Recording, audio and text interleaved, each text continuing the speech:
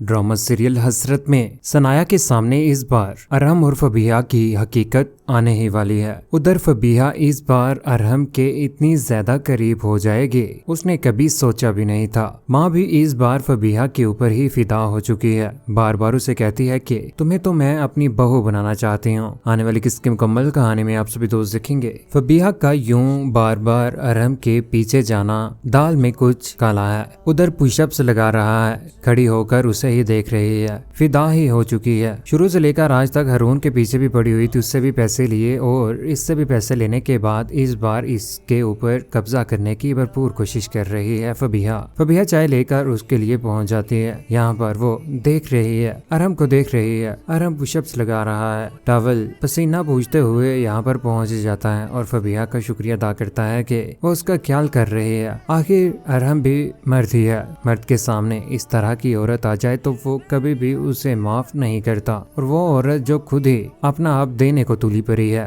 उधर फरहीन जो रो रही है, आंखों में आंसू लिए हुए। हारिस ने जब से उसे तलाक के पेपर्स भेज दिए हैं उसके बाद तो उसे समझ नहीं आ रही कि कहां पर वो जाकर अपने आप को मारे। खुदकुशी करने की भी कोशिश की लेकिन उसकी माँ ने और फबीहा ने उसे बचा ही लिया। उधर छत के ऊपर हाथ उठाकर अल्लाह के आगे शाहीन बीबी दुआएं कर रही है अपनी बेटियों के नसीब के लिए कि अल्लाह पाक की जात उनके नसीब अच्छे कर दे और अपनी दोनों बेटियों को ब्याह कर अपने सर से बोझ उतार ही दे। दुआ ही कर रही होती है कि यहाँ पर फरहीन भी पहुंच ही जाती है। जैसे ही वो आती है तो यहाँ पर उसकी माँ कहती है कि मैंने भरपूर तुम्हें समझाने की कोशिश की थी कि हारिस से दूर रहो, लेकिन तुम्हें समझ ही नहीं आई थी। लेकिन शायद तुम्हारी तकदीर में इसी अजियत का लिखा गया था। आंखों में आंसू लिए हुए रो रही है। आखिर उसे सब्र इस बार आ ही जाएगा। दूसरी जानिब रिफत बेगम फबीहा के ऊपर तारीफों के पोल ही बांधे हुए है। यहाँ पर जैसे उसका ख्याल रख रही हो तो उसके पास आती है तो यहाँ पर वो बोल पड़ती है, कहती है कि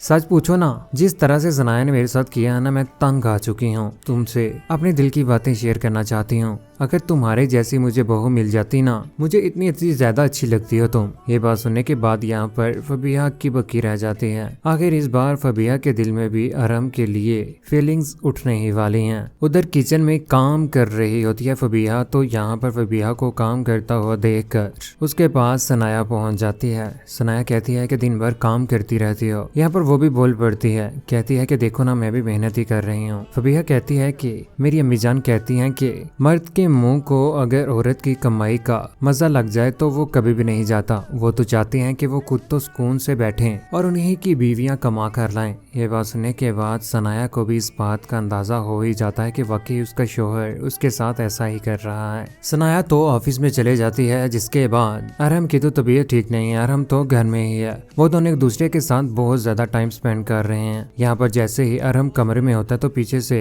कमरा लॉक हो जाता है। कमरा जैसे ही लॉक होता है तो यहाँ पर वो दोनों आपस में बातें कर रहे होते हैं कि फबीहा को इस बात का भी डर होता है कि सनाया के आने का वक्त हो चुका है। अगर हम दोनों को किसी ने एक साथ कमरे में देख लिया ना, कुछ भी गलत समझ सकते हैं। आप समझने की कोशिश करो। उधर से आखिरकार ऑफिस से छुट्टी उसे हो ही जाती है। घर में जैसे ही पहुंचते तो यहाँ पर फबीहा को तलाश करने की कोशिश करती है तो फबीहा कमरे में होती है। कमरे का डोर नॉक करती है। जैसे ही अरहम यहाँ पर दरवाजा खोलने के लिए जा रहा होता है तो कहता है कि दरवाजे के पीछे छुप जाना, इसके अलावा और कोई भी जगह नहीं है। सनाया जैसे ही यहाँ पर पहुंचती तो कहती है कि फबीहा कहाँ पर है। अरहम को परेशान देखकर कहती है, क्या बात, आप इतने परेशान क्यों हैं? सनाया को भी इस बात की समझ आ ही जाती है कि दाल में कोई ना कोई चीज काली जरूर है, यहीं पर बाहर होगी कहीं। वो बाहर चले जाती है, पीछे से वो छुपी यहाँ से निकल ही जाएगी। लेकिन इस बार शक हो ही जाएगा सनाया को भी कि इसकी माँ भी यही चाहती है कि फबीहा अरहम के करीब आ जाए। लेकिन आने वाले वक्त में हकीकत सामने आ ही जाएगी। उधर बीमार पड़ा हुआ है, बुखार हो चुका है अरहम को।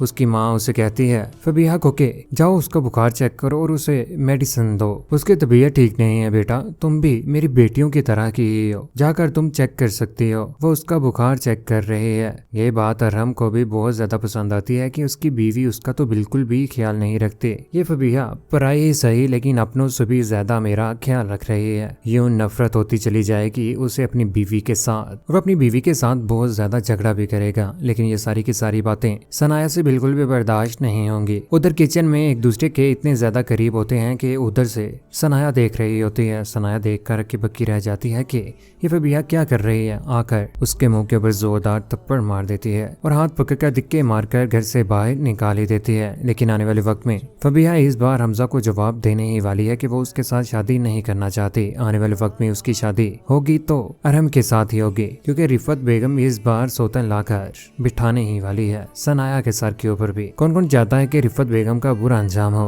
और फबीहा जो ज्यादा ओवर क्लेवर बन रही है, अपने कामों के बजाय ज्यादा कामों में हाथ डाल रही है, क्या होना चाहिए इसका भी अंजाम। अपनी कीमती राय का इज़हार नीचे कमेंट सेक्शन में जरूर दीजिएगा। चैनल को सब्सक्राइब करने के बाद बेल का बटन जरूर दबाएगा। अपना ख्याल रखिएगा, दुआ में याद रखिएगा। अल्लाह हाफिज।